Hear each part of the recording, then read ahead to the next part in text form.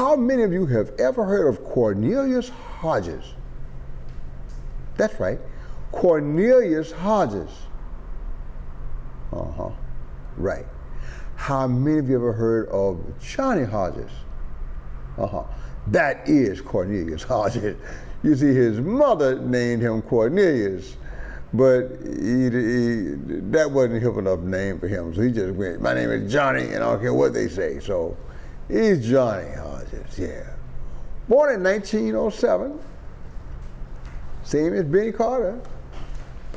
But he was born in the Boston area, actually Cambridge area. In his youth, the family moved down to the way south end of Boston. And in that same area where they moved, you had Harry Carney, who was going to play baritone sax for Ellington, and Howard Johnson, another guy who made a name as an alto sax player. So he moved into a neighborhood full of up-and-coming young musicians. Although young Johnny had a mother who played piano quite well, she didn't teach her son. He had to learn by rote, did teach himself. He had to learn any way he could, so he was pretty much self-taught. And he also, messed around with the drums. But he kept practicing, and he got good enough on the piano that he could actually start playing for parties. Yeah, written parties and birthday parties and just parties. He'd come to your house and set the joint on fire for you. Well, I mean, musical fire, for $8 a night, which is a lot of money. He had a young man. He was a good businessman, making that piano happen. At the same time, he learned to play the soprano saxophone, which he learned, but evidently he didn't like it all that much. And so when the alto sax became available, that's what he went to, and that's what he stuck with. Although he was required to play soprano occasionally. As a young man, he started going back and forth from Boston to New York, playing gigs here and there. And somewhere around 1928, Duke Ellington was looking to expand the Duke Ellington Orchestra from a 4-man sax section, I guess, to a 5-man sax section. And Barney Brigard, who was a clarinet player with Ellington, said, hey man, I got just the cat. Here's this guy that plays alto sax. Play what? The alto sax. Does C melody? No, alto. You should hear him, he's wonderful. Well, Duke heard him, and the rest is history. Johnny Hodges is hired. And he became pretty much the only person that sat in that seat during his entire lifetime, from 1928 until he finally just left and the band. And he left the band at his death. So he played it from 1928 until about 1970 or so. That was his seat. You couldn't take it because he was such a marvelous player.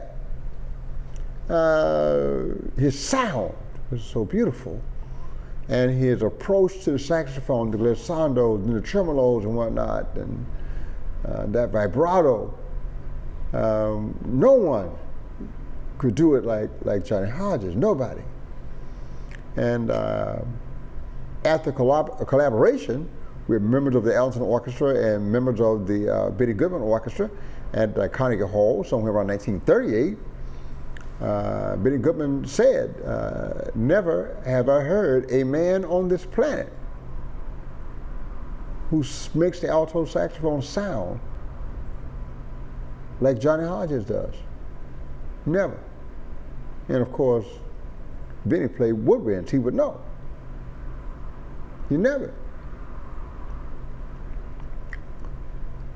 So Duke had this habit of writing, not for first trumpet, or second trumpet, or third trumpet, or fourth trumpet, but writing for specific cats.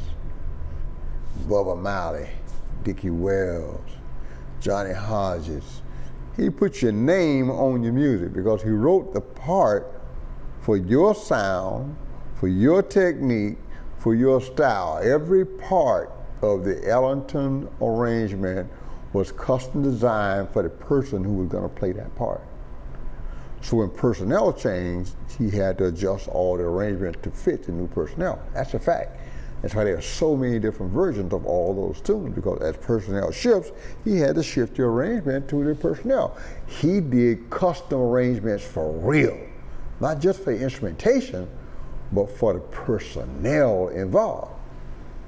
Johnny being such a special player, obviously, he wrote a lot of Johnny Hodges tunes. Jeet's Blues. One of his nicknames was Jeet. Another nickname he had was Rabbit. You know, people say he got those nicknames because he could run so fast. As a young cat, being kind of slight in South Boston, there were some bad cats down there. It wasn't just musicians, there were some gangsters down there too. So sometimes being able to run real fast was to your advantage. And young Johnny could run. They say he probably had the fastest 100-yard dash in the neighborhood. So you got, you know, Jeet's Blues, written for the Jeep. And he was also called Rabbit. A lot of people say because he bunched on his poop like a little rabbit, just took little munches. And a lot of people say because he had very little personality, at least on stage. We must have had some personality off the stage because he had at least 2 wives and numerous girlfriends, so he must have had some kind of personality out there, but you didn't get that too much on stage, except through his saxophone. When he would play pieces like Prelude to a Kiss. Oh, Lord, Prelude to a Kiss?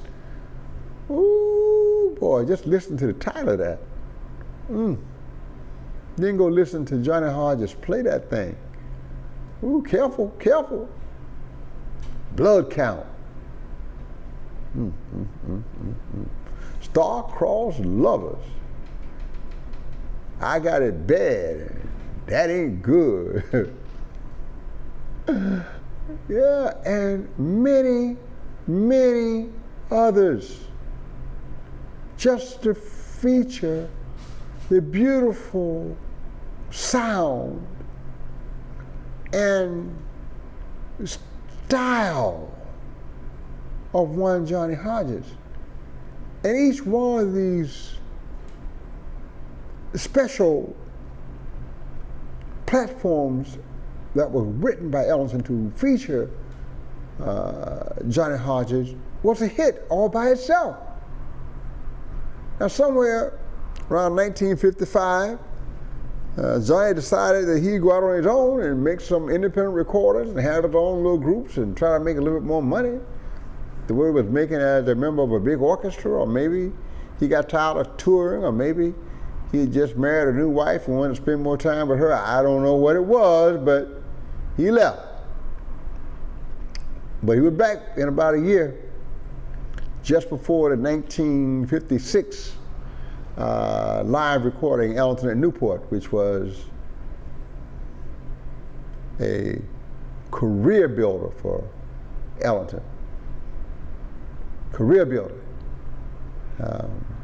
And just really brought the Ellington Band back into great prominence. And Johnny Hodges got back in time to be on stage with that wonderful sound and to give the Ellington Orchestra its complete authenticity. Great player that he was. And of course, after that recording, 1956, 57, those years, Ellington started doing a variety of bigger works, liturgical works, you name it, suites, classical, you name it, he did it all, and Johnny Hodges was featured on almost all of those. As I said, he did play the soprano saxophone, but for whatever reason, there are no records of him ever playing the instrument past 1946. So he only played it in his early days as a professional player, and once he put it down, he really put it down. I think he just preferred the sound of the alto. That's all. He just preferred the sound of the alto. And that's strange because as a kid, we know that his older sister had taken him to meet Sidney Bechet at a concert in Boston. And I think he played a tune, My Honey's Loving Arms or something like that, for Sidney. And Sidney told him, man, you sound good. Keep going, baby. You'd be a great soprano player. And of course, Sidney Bechet was the soprano saxophone player of his day. So Johnny Hodges had some talent on the instrument. And it wasn't that he couldn't play it. Obviously, he could play it very well. He got the support of Sidney Bechet, even when he was a kid. But there was just something about the instrument that turned him off. And so he turned it off in 1946. But thank God he kept playing that alto. And so we have generations of alto sax players that have tried, mostly unsuccessfully, to emulate Johnny Hodges. He was one of a kind. As Ellington said at Jeep's funeral, he said he was never the flashy showman or the exciting artist. He said, but that sound he had could bring a tear to your eye. And then he ended with, that was Johnny Hodges. And he continued, that is Johnny Hodges. Which means the legacy set by Johnny Hodges when he first walked into the Ellington Band in 1928 is with us today, almost 100 years later. That sound has never been duplicated. It's been imitated, never duplicated, never will be. It is a thing of beauty. It's a versatile sound. He was able to record with Bill Webster, with John Coltrane, with Benny Goodman, and with Lawrence Welk. So whatever he had was so beautiful you could put it anywhere and it would just shine as a special thing of beauty. So I'm going to take Ellington's words and leave you with this.